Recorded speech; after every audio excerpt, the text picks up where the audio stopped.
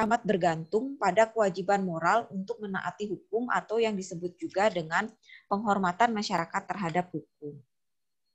Sehingga orang yang menghormati hukum dipandang akan cenderung mematuhi sebagai prinsip moral dan mengakui nilai moral hukum sebagai sesuatu yang sesuai dengan masyarakat. Sehingga penghormatan hukum berkaitan juga dengan proses identifikasi dan loyalitas dari nilai-nilai hukum itu sendiri kepada masyarakat. Kemudian terdapat 6 batasan dari kewenangan hukum yang disampaikan oleh Ras. Yang pertama, dipandang bahwa hukum harus mampu menjadi penengah antara alasan-alasan hukum dan juga subjek hukum itu sendiri.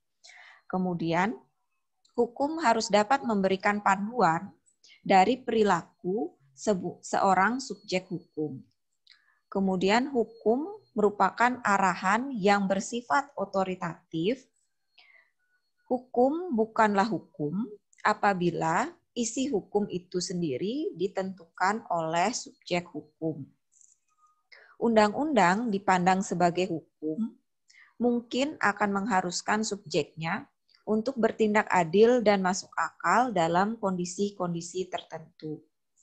Kemudian undang-undang harus dapat merumuskan arahan dari perilaku. Dan yang terakhir, hakim dapat membuat perintah aktual dalam kasus-kasus atau kekuasaan menetapkan undang-undang yang aktual dan bisa diterapkan sepanjang ada arahan mengenai batas kekuasaannya. Kira-kira itu Pak Ali yang bisa saya sampaikan. Yuk, terima kasih. Silakan, ada yang mau menambahkan?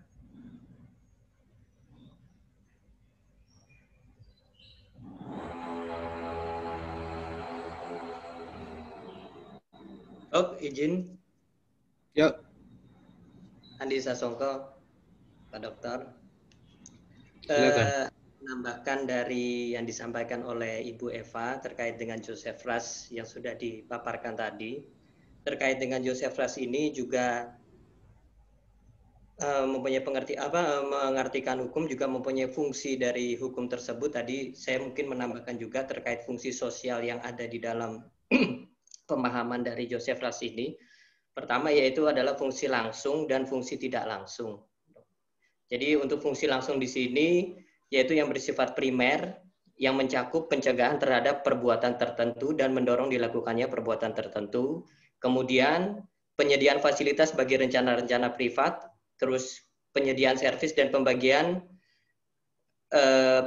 hukum tersebut, kemudian penyelesaian perselisihan di luar jalur reguler. Kemudian fungsi tidak langsungnya sendiri menjelaskan, Joseph Ras menjelaskan bahwa yang termasuk di dalam fungsi hukum yang tidak langsung ini adalah memperkuat atau memperlemah kecenderungan untuk menghargai nilai-nilai normal tertentu sebagai contohnya adalah kesucian hidup, memperkuat atau memperlemah penghargaan terhadap otoritas umum dan mempengaruhi perasaan kesatuan nasional. Begitu Dok, pemahaman dari saya. Ada lagi, silakan.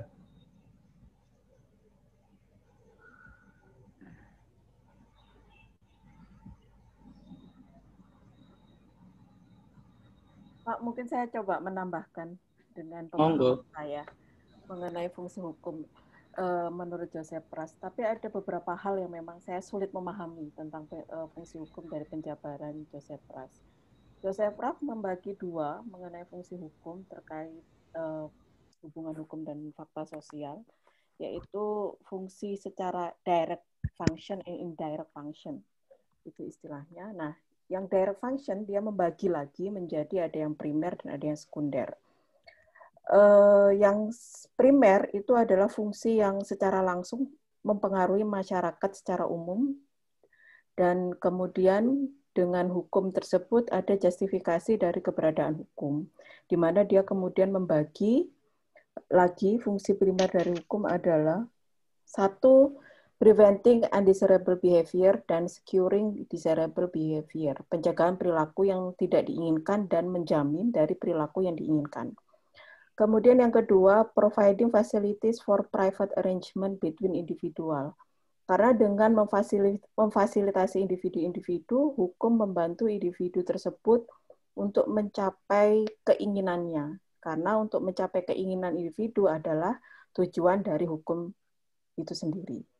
Yang ketiga, provision of services and redistribution of goods. Dan yang keempat, settling and regulated dispute, yang artinya menyediakan fasilitas penyelesaian sengketa di luar pengadilan.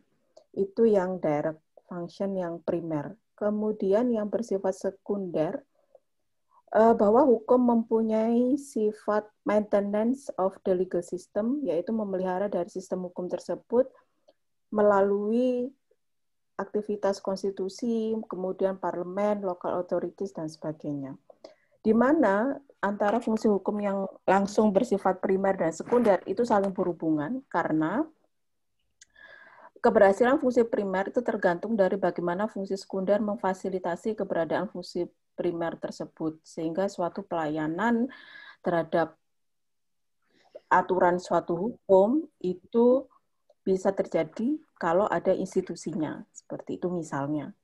Nah, ini yang saya sulit memahami, yaitu fungsi tidak langsung dari hukum, yang mengartikan bahwa pemenuhan dari semua pencapaian dari perilaku, perasaan, pandangan, dan bentuk perilaku yang bukan merupakan pentaatan. Kalau bahasanya di bukunya itu, the knowledge of the existence of law,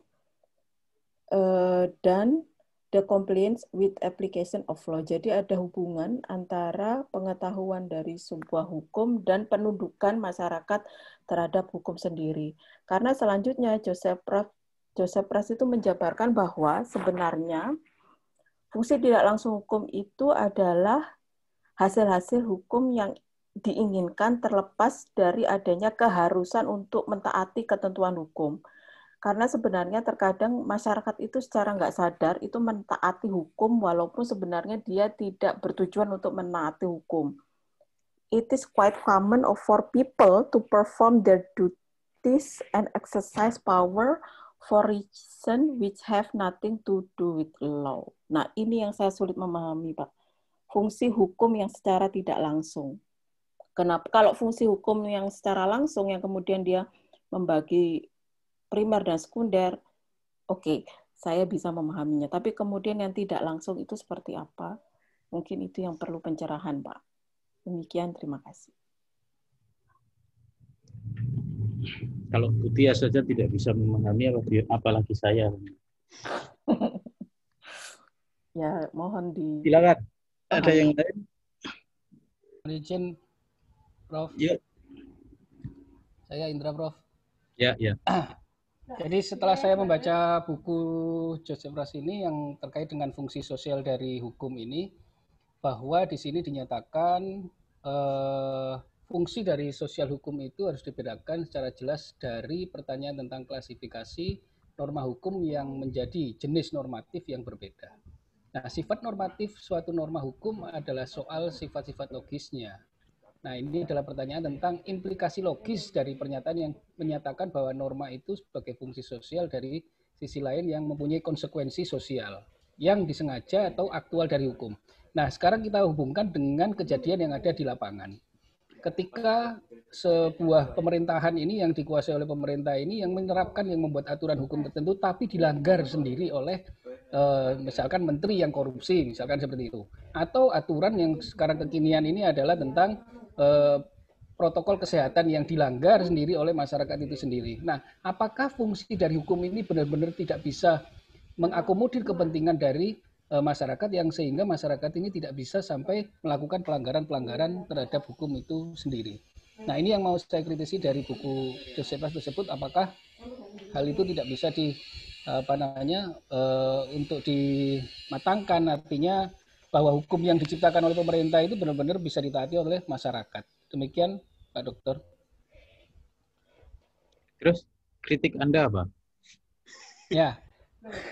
Mau mengkritisi katanya tadi. Ya, betul Pak. Jadi yang saya kritiki dari buku ini adalah ketika peraturan itu berfungsi sebagai mengatur norma sosial. Ya. Nah, ketika sudah seperti itu disebutkan bahwa seharusnya norma-norma yang dibuat atau norma hukum ini yang dibuat oleh pemerintah itu benar-benar bisa ditaati oleh masyarakat itu sendiri ketika sudah diterapkan. Nah, tetapi di dalam buku ini disebutkan harusnya ada klasifikasi hukum yang logis yang berbeda secara relatif mudah dibedakan begitu. Yang akhirnya dimungkinkan untuk menghasilkan skema kualifikasi yang masuk akal dan lengkap dari jenis norma. Nah, kalau sudah seperti itu akhirnya tapi tidak ditaati kan juga akhirnya percuma juga, Dok. Gitu. Mungkin itu, Prof. Oke, silakan ada lagi. Izin Pak Dr. Ali. Silakan. Yang pertama, singkat saja, saya memahaminya begini, bahwa Joseph Ras ini memaknai kewajiban hukum itu yang tertuang dalam aturan positif itu sebenarnya juga dianggap sebagai kewajiban moral. Karena apapun yang seharusnya dikeluarkan oleh otoritas pembuat kebijakan, itu seharusnya juga diikuti oleh kewajiban moral bagi masyarakat. Karena keberlakuan aturan itu apabila tidak ditaati, itu juga akan melanggar kewajiban moral. Sudah sepatutnya perkembangan hukum positif ini juga sebenarnya tidak lepas dari pengaruh asal-usul muasalnya dari aliran hukum alam. Mungkin intinya hubungan moralitas dan hukum itu di situ, Pak Ali. Terima kasih.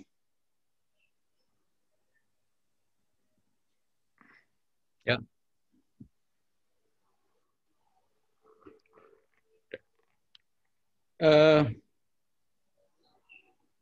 Satu, kalau secara sistematis kan sebetulnya kita perlu meletakkan kembali konteks dan kerangka dari tulisan ini pada saat kita mencoba untuk memahami apa yang hendak disajikan dalam tulisan ini, gitu.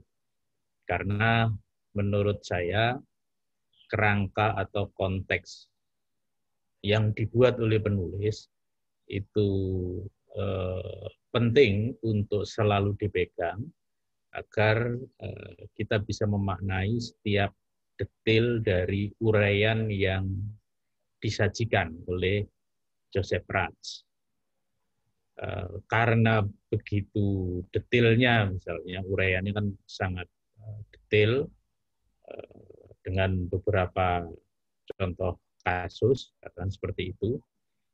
Kadang-kadang memang kita bisa memahami sesuatu yang disampaikan oleh Joseph Ras itu seperti menjadi pandangan dari Joseph Ras, padahal bukan tidak mungkin itu sebetulnya adalah pandangan yang hendak dikritik oleh Joseph Ras. Kadang-kadang kita bisa menemukan satu uraian yang panjang dan lebar begitu dengan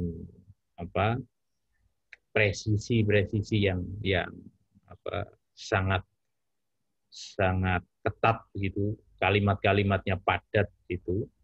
Tapi sebetulnya hal itu merupakan penjelasan dari kerangka besar yang sudah dibuat oleh Joseph Ras, dan ya sifatnya itu hanya merupakan pembuktian dari apa yang hendak disampaikan oleh Joseph Ras. Jadi itu mungkin yang pertama bisa kita jadikan sebagai satu guidance untuk dapat memahami pemikiran Joseph Ras yang ya memang sulit, karena ya seperti yang pernah saya sampaikan ketika membahas pemikirannya Austin, jadi aliran analytical jurisprudence kan memang sulitnya di sini begitu, dan John Austin itu sudah di awal-awal kan sudah lumayan sulit, tapi kemudian menjadi lebih detail lagi analitiknya, karena yang dianalisis itu memang sangat padat terkait dengan konsep-konsep yang digunakan. Misalnya berapa banyak penjelasan yang diberikan untuk memberikan atau mendeskripsikan apa yang disebut sebagai otoritas, karena seperti itu, dan apa yang disebut sebagai moralitas. Dan berapa banyak penjelasan yang digunakan untuk menguraikan atau membuktikan ada atau tidak adanya kaitan antara otoritas dengan moralitas.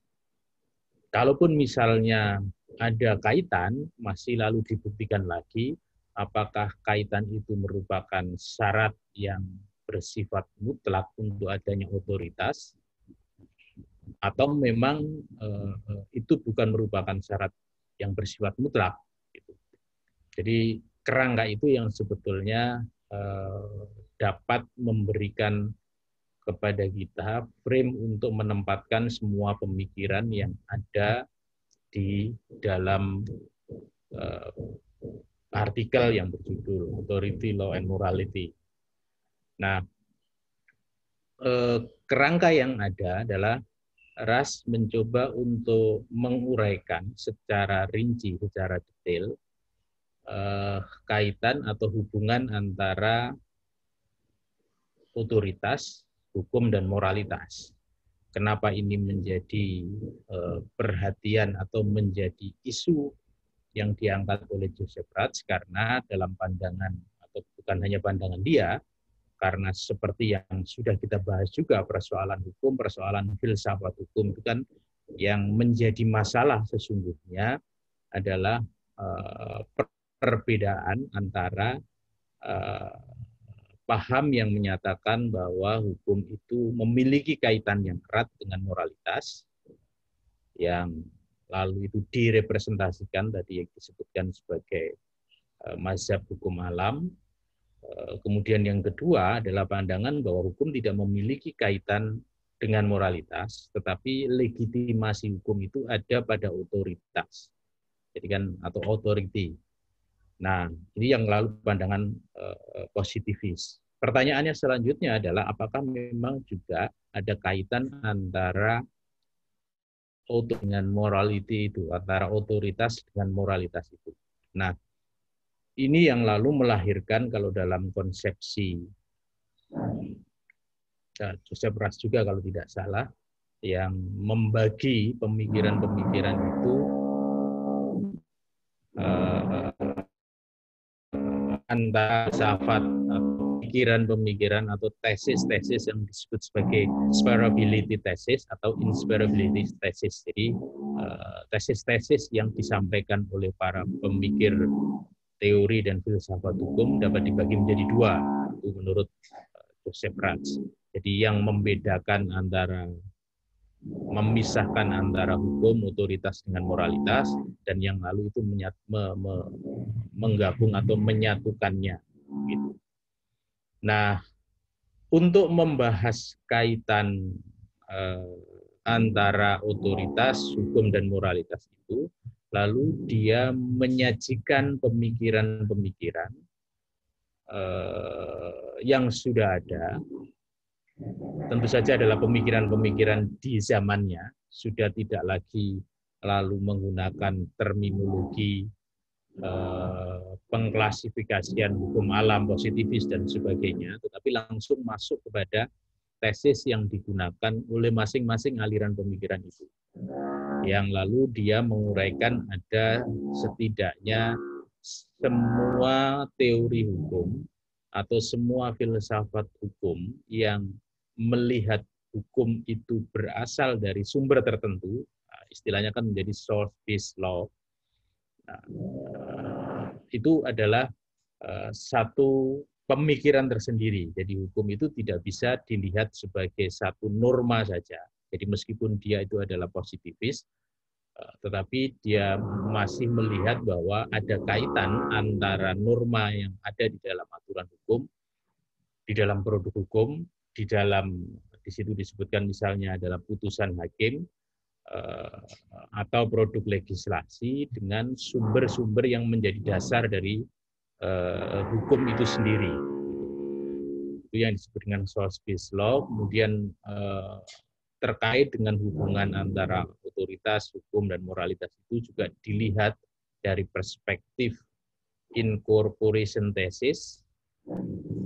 Ya, sebetulnya itu juga merupakan pandangan utama dari hukum alam gitu. Tapi di situ dia lalu mengkritik gitu. Lalu ada coherent thesis. Jadi itu yang lalu diuraikan apa masing-masing pemikiran utama dari tesis-tesis tersebut gitu. Kemudian mengkritiknya apa kelemahan dari masing-masing pemikiran itu, yang tentu saja diakhiri dengan satu analisis terkait dengan hubungan antara otoritas atau otoriti, hukum, dan moralitas. Nah,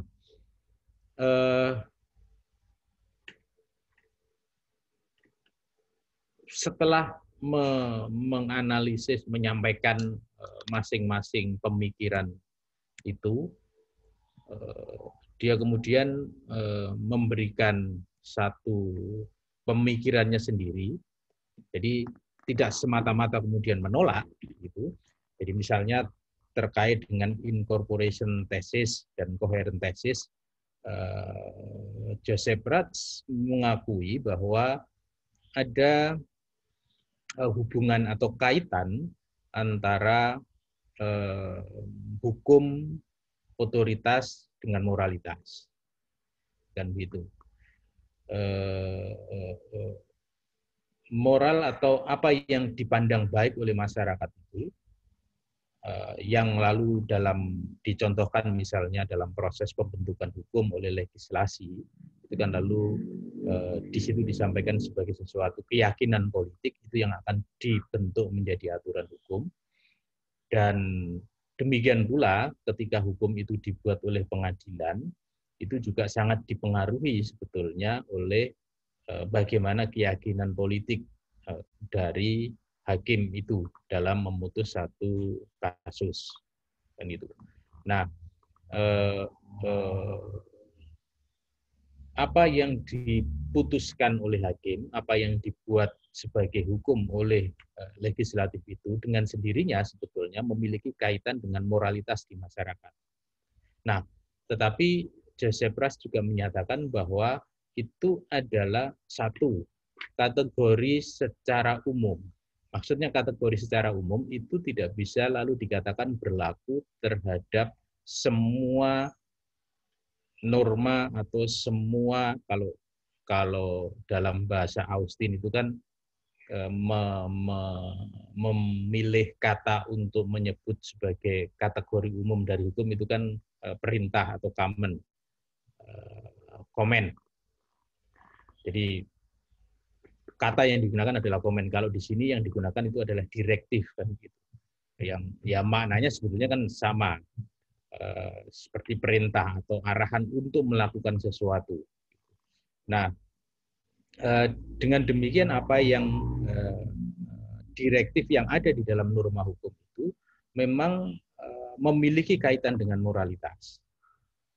Tetapi problemnya adalah apakah seseorang itu mentaati aturan hukum sebagai satu aturan hukum itu karena persoalan moralitas itu, atau karena memang wujudnya atau bentuknya yang sudah dituangkan dalam aturan hukum yang menjadi direktif-direktif itu. Nah, Joseph Ratz menyatakan bahwa satu, kalau seseorang mengetahui apakah itu direktif atau bukan direktif, itu adalah dari penuangan, dari rumusannya. Sehingga yang disebut sebagai direktif di dalam aturan hukum itu mengikat secara langsung ya karena rumusannya yang bersifat direktif.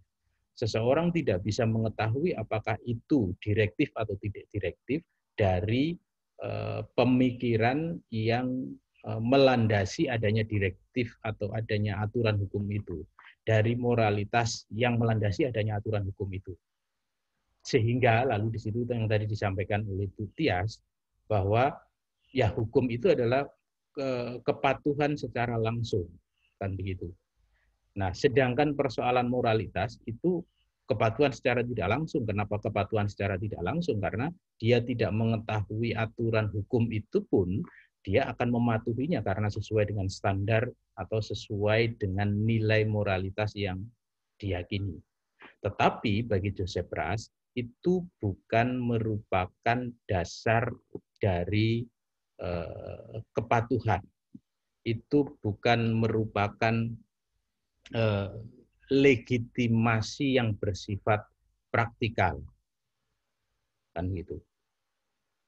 Dan itu juga bukan merupakan legitimasi terhadap otoritas pembuat hukum itu. Nah, bagaimana peran nilai moral itu? Nilai moral itu bisa saja lalu memberikan satu legitimasi terhadap otoritas dan terhadap aturan hukum itu, tetapi legitimasi itu tentu karena ini kaitannya dengan nilai moral, membutuhkan proses yang bersifat evaluatif.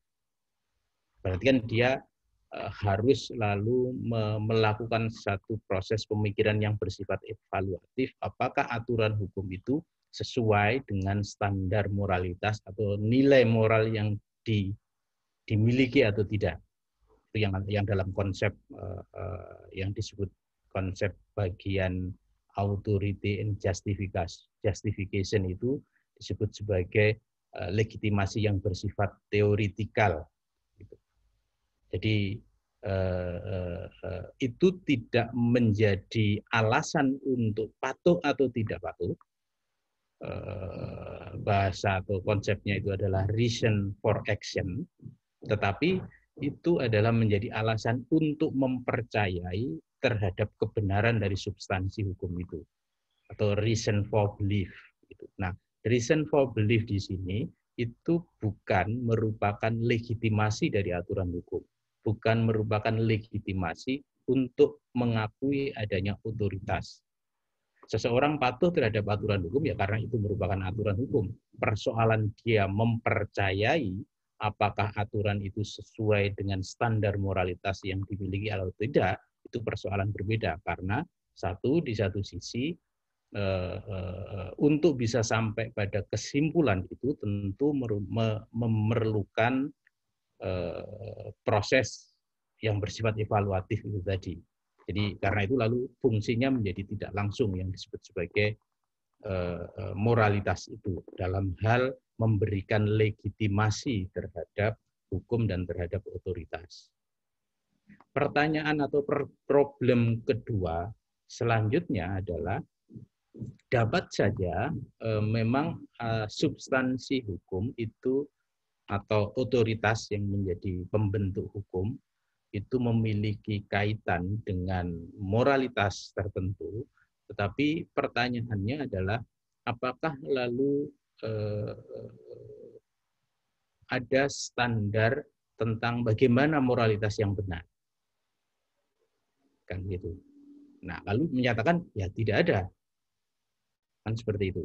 Ya sepanjang itu disebut sebagai moralitas, kemudian menjadi dasar atau menjadi memiliki kaitan dengan aturan hukum itu ya itu adalah kaitan antara hukum dengan moralitas. Kita tidak lalu menentukan apakah moralitasnya benar atau tidak. Yang itu lalu dicontohkan misalnya dalam hukum yang berlaku pada masa Nazi tersebut gitu. Dengan sendirinya pada saat satu aturan hukum dikatakan memiliki standar moralitas dan moralitasnya itu ternyata keliru, ya aturan hukum itu kan tetap saja lalu berlaku menjadi direktif yang harus dipatuhi. Aturan hukum itu tetap memiliki otoritas yang legitimate. Walaupun pada saat setelah dilakukan proses evaluatif tadi, reason for belief tadi, ternyata moralitasnya, misalnya kita menyatakan bahwa itu moralitas yang sesat. Kita tidak percaya terhadap aturan hukum itu. Jadi itu yang lalu menjadi pemikiran dari Joseph Raz, yang di bagian akhir memang dia juga mengakui bahwa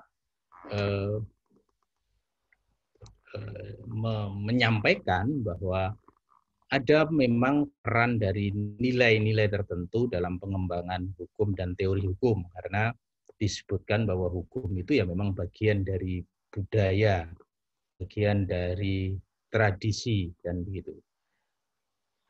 Nah, bagaimana lalu pengaruh nilai-nilai itu mempengaruhi hukum? Ya pasti melalui profesi hukum yang memahami bagaimana masyarakat mereka itu bertindak. Nah, pada saat memahami bagaimana masyarakat itu bertindak, sesungguhnya profesi hukum itu telah mengkonseptualisasikan realitas sosial yang ada, dan itu sehingga pemahaman terhadap budaya, pemahaman terhadap nilai itu sendiri nanti lalu akan mempertajam konsep-konsep hukum yang digunakan, ide-ide hukum yang akan dimasukkan, gitu. Dan ini tentu saja dapat lalu menjadi bagian dari teori hukum untuk menjelaskan dan mengelaborasi bagaimana bagian-bagian yang ada itu, yang ada di dalam masyarakat itu bisa masuk ke dalam norma hukum. Tetapi lagi-lagi lalu itu tidak dapat dikatakan bahwa aturan hukum atau produk hukum itu legitimasinya, otoritasnya itu bergantung sepenuhnya terhadap kesesuaiannya dengan standar moral tertentu. Sifat hukum sebagai satu direktif, sebagai satu pedoman untuk melakukan atau tidak melakukan sesuatu secara normatif yang berlaku mengikat, itu tidak bergantung kepada kesesuaian dengan kultur atau realitas sosial yang ada di masyarakat. Realitas sosial dan kultur itu akan membentuk, gitu. Jadi ini yang lalu disebut sebagai source-based law. Jadi di satu sisi berpengaruh, tetapi di sisi lain tidak menentukan, kalau dalam bahasa Kelsen itu adalah validitas dari norma hukum yang ada. Nah, memang dalam menguraikan dan mengkritik beberapa pemikiran, kenapa saya katakan mengkritik, karena misalnya kalau yang koheren tesis itu kan lalu menyatakan bahwa semua hukum itu pasti bersumber kepada satu nilai tertentu, kan begitu. Atau memang semua aturan hukum itu memerlukan sumber nilai tertentu. Ya, dengan sendirinya nanti jika ada satu aturan hukum itu tidak bisa dicari sumber atau aturan nilai tertentunya, maka bisa saja itu lalu tidak dipandang sebagai aturan hukum. Atau dari koheren, tesis-tesis yang bersifat coherence, di mana memandang bahwa hukum itu ya terdiri dari aturan yang memiliki sumber tertentu dan memiliki kekuatan pembenaran secara moral dari sumber-sumber itu. Jadi ini kalau koheren tesis lebih tegas atau lebih kuat lagi mengkaitkan hubungan antara moralitas dan hukum. Nah, tesis ini yang lalu di breakdown dan dikritik dengan berbagai macam argumentasi, misalnya begitu. Keduanya ini kan lalu menyatakan seolah-olah kepatuhan terhadap aturan hukum itu sumbernya adalah pada moralitas, kan begitu. Nah, ini yang lalu dikritik dengan deskripsikan berbagai kemungkinan, berbagai kasus, misalnya pada saat kasus ada seseorang yang menjadi arbiter, kan begitu. Mengapa para pihak itu misalnya menyerahkan perkara satu kasus kepada arbiter, dan kemudian diputus dan kemudian mematuhi keputusannya. Apakah lalu dapat dikatakan bahwa para pihak yang menyerahkan kepada arbiter ini tidak memiliki standar moral tertentu misalnya? Kan pasti tidak. Kan gitu. Lalu apa dasar dari kepatuhan itu? Apakah dasar kepatuhannya adalah dia percaya bahwa arbiter itu memiliki standar moral yang sama dengan yang dia miliki, sehingga dia percaya kemudian menyerahkan perkara untuk diputus pada pihak itu, misalnya seperti itu, atau arbiter ini ya memiliki standar moral yang lebih tinggi misalnya. Ini sebetulnya kan untuk membuktikan bahwa tidak selamanya ada kaitan antara aturan hukum dengan standar moralitas tertentu. Tidak ada kaitannya, atau bukan tidak ada kaitannya, tidak selalu terkait. Di dalam artikel ini membuktikan bahwa tidak selalu terkait antara otoritas dengan moralitas. Nah, karena tidak selalu terkait itu, maka tentu saja tidak dapat dijadikan sebagai faktor determinan untuk menentukan apakah satu perintah itu, direktif itu merupakan aturan hukum yang legitimate atau tidak. Apakah satu aturan hukum itu memiliki otoritas atau tidak. Gitu.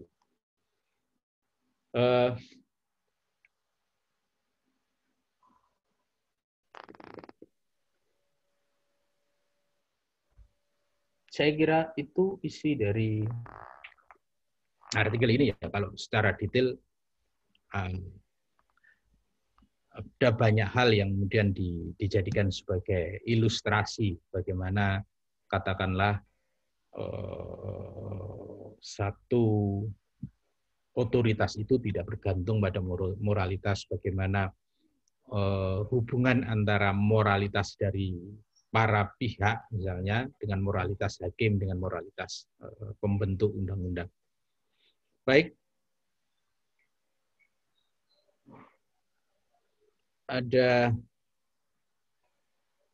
tambahan lagi, silakan. Mohon izin, Pak Dr. Ali. Saya ada beberapa ini, mungkin lebih terkait dengan apa ya, koreksi atas apa yang saya dapatkan dari buku. Mungkin pemahaman saya juga ada yang salah begitu. Yang pertama adalah terkait hubungan antara hukum dengan moral. Setelah membaca buku ini, saya mendapatkan gambaran bahwa di situ juga Ras menyebutkan ada mengenai sedikit menggunakan analogi friendship atau persahabatan antara hukum dengan moral, di mana di situ digambarkan bahwa layaknya sebuah pertemanan atau persahabatan itu suatu kala ada kalanya sahabat ini cocok, match, pendapatnya itu sama. Tapi pada hal tertentu mungkin ada perbedaan. Nah, begitu juga dengan hukum dan moral. Pada saat tertentu hukum dan moral ini akan sejalan. Tetapi pada keadaan tertentu mungkin akan terdapat perbedaan pandangan antara hukum dengan moral. Itu yang mungkin yang pertama saya dapatkan.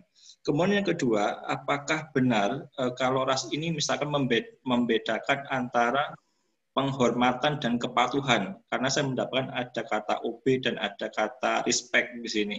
Bahkan dikatakan menurut Ras itu respecting itu bukanlah sebuah kewajiban. Seseorang mungkin saja seseorang itu diizinkan untuk tidak menghormati hukum. Nah, tetapi seseorang itu karena legitimasinya maka dia harus menuruti hukum. Nah, jadi apakah ini maknanya walaupun tidak suka, tetapi seseorang itu harus melakukan apa yang disebut sebagai hukum. Itu yang kedua. Nah, yang ketiga terkait dengan moral, saya tertarik di sini Ras menggunakan teorinya Thoreau mengenai civil disobedience atau pembangkangan sipil itu. Apakah mungkin penggunaan civil disobedience ini sebagai salah satu cara Ras menunjukkan bahwa kontrol moral itu menggunakan civil disobedience. Nah, kebetulan kemarin itu ada diskusi mengenai pandemi dan pembangkangan sipil. Salah satu contohnya tadi seperti disampaikan oleh Pak Indra itu mengenai penggunaan masker. Banyak yang tidak menggunakan masker karena tidak setuju. Banyak yang tidak setuju PSBB karena terkait dengan ekonomi. Banyak juga yang tidak setuju dengan Omnibus Law karena dianggap tidak sesuai dengan nilai-nilai moral. Nah, maka kemudian muncul pertanyaan, apakah civil disobedience ini merupakan salah satu cara untuk mengontrol moral dalam hukum?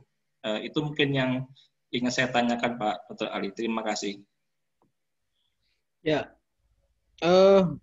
benar bahwa ya karena itu lalu Ras menyatakan bahwa tidak selalu ada kaitan antara hukum dengan moralitas. Bahkan satu waktu bisa saja lalu antara hukum dan moralitas itu lalu bertentangan. Jadi tidak bisa dilihat bisa sesuai dengan moral atau bertentangan dengan moral. Pilihannya bukan hanya itu, tetapi dapat saja atau bahkan mungkin sering kali terjadi substansi hukum itu tidak ada hubungannya dengan moralitas sama sekali, misalnya. Bisa saja seperti itu, kan itu. Kalau ya mungkin yang paling banyak itu kan di bidang hukum tata negara misalnya. Sistem pemilihan umum itu apakah ada hubungannya dengan moralitas atau tidak misalnya, itu kan pertanyaan. Apakah mau pakai distrik atau mau pakai proporsional daftar tertutup atau daftar terbuka misalnya begitu. Ya kalau kita perbedaannya kalau kita memang sudah punya pandangan atau keyakinan tertentu ya bisa saja sebetulnya itu dikait-kaitkan dengan ajaran moral tertentu mana yang lebih mencerminkan suara rakyat dan sebagainya. Tapi kan itu adalah pilihan sistem antara negara kesatuan dengan negara federasi, antara presidensial, parlementer misalnya begitu kan juga sama. Begitu, dan mungkin juga di bidang hukum yang lain, di bidang hukum keperdataan mungkin ada beberapa pilihan-pilihan kebijakan yang dapat ditentukan dan itu terbebas dari penilaian moral.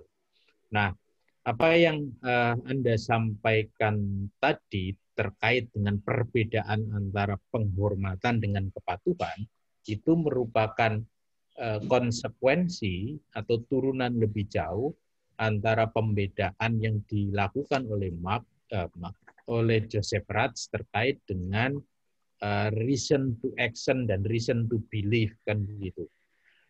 Wilayah hukum yang diperlukan itu adalah alasan untuk dapat mematuhi. Nah, alasan untuk dapat mematuhi itu tidak banyak, ya hanya dua. Satu, bersifat ada otoritatif, jadi dan dengan sendirinya hukum itu bersifat memiliki watak otoritatif, direktifnya, authoritative-ness kan bahasanya begitu. Kemudian yang kedua, ya dia memiliki legitimasi. Legitimasinya apa ya? Legitimasinya dia dibuat oleh lembaga yang memiliki otoritas itu. Kan begitu. Dan itu sudah cukup untuk reason to action. Dan itu yang menjadi yang disebut sebagai norma hukum. Kan begitu.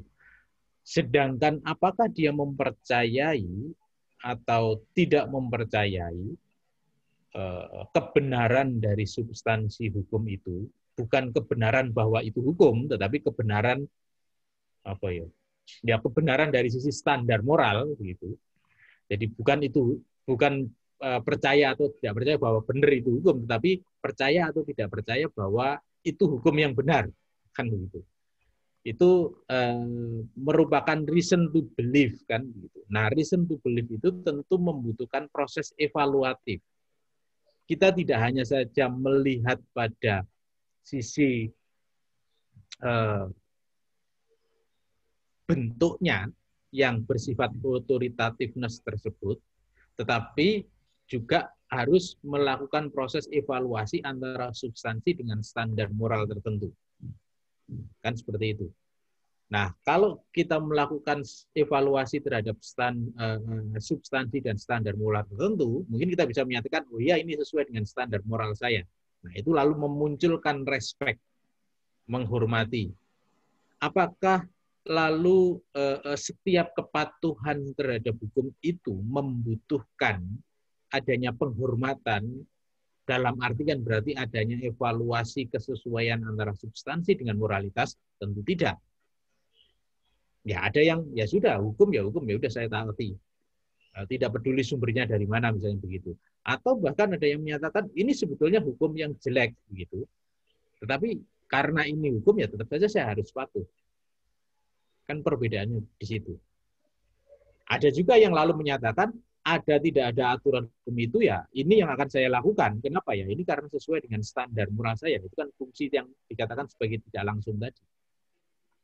Jadi tidak adanya direktif itu ya tetap saja saya akan melakukan X atau tidak melakukan Y misalnya. Karena itu sesuai dengan evaluasi atau sesuai dengan standar moral yang dimiliki oleh seseorang atau yang dimiliki oleh masyarakat tertentu.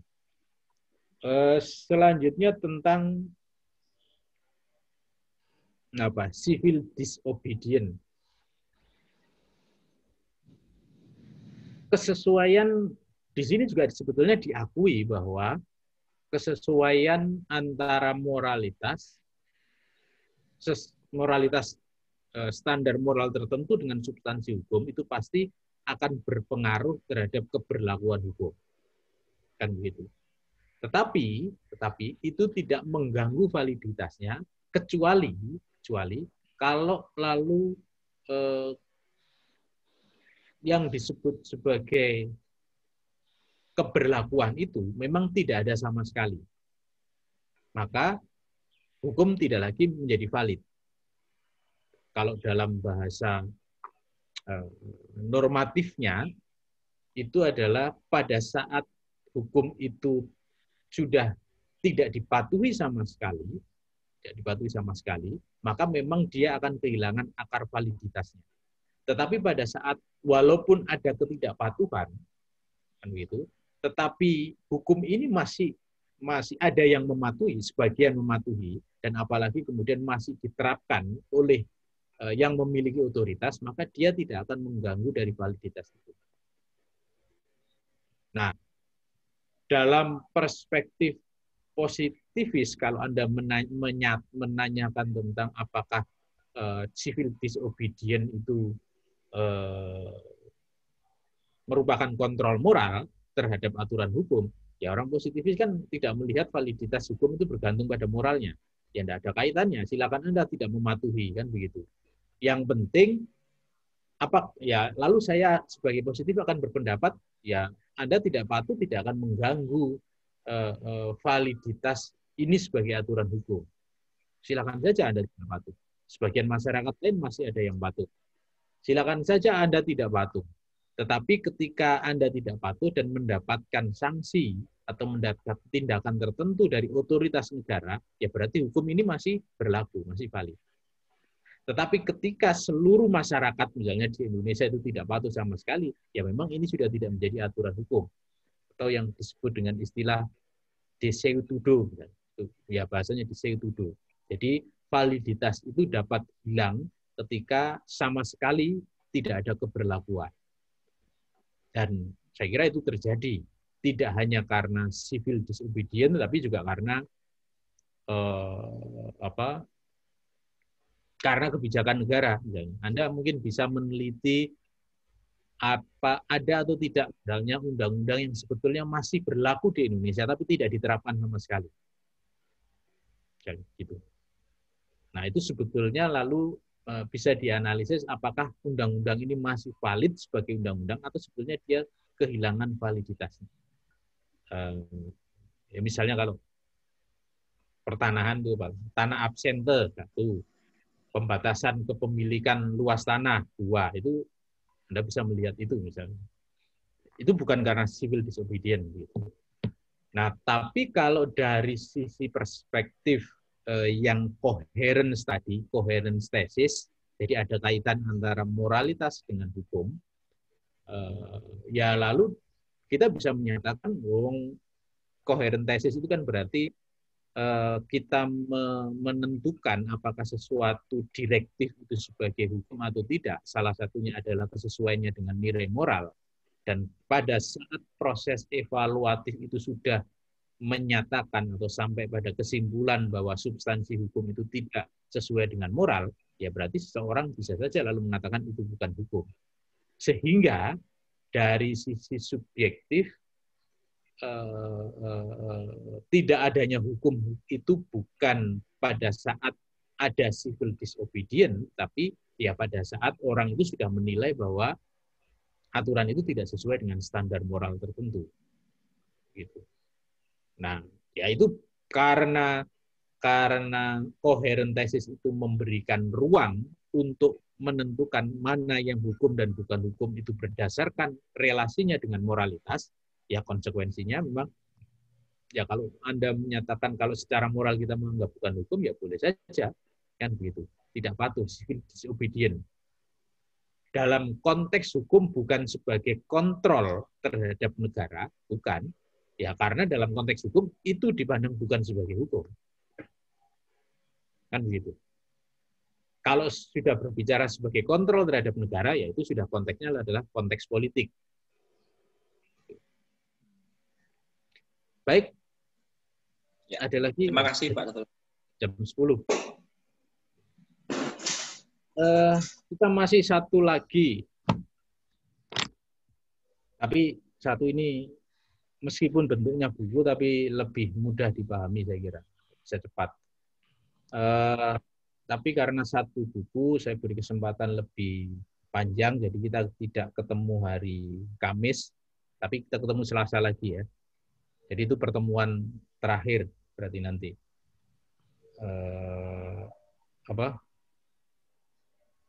Brian Tamanahai. Silakan nanti kita diskusikan hari Selasa minggu depan, tanggal 22. Cuti bersama itu tanggal berapa? 24 ya? 24. Nah. Ya. Baik, terima kasih. Sekian. Assalamualaikum warahmatullahi wabarakatuh. Waalaikumsalam warahmatullahi wabarakatuh. Terima kasih, Pak Ali.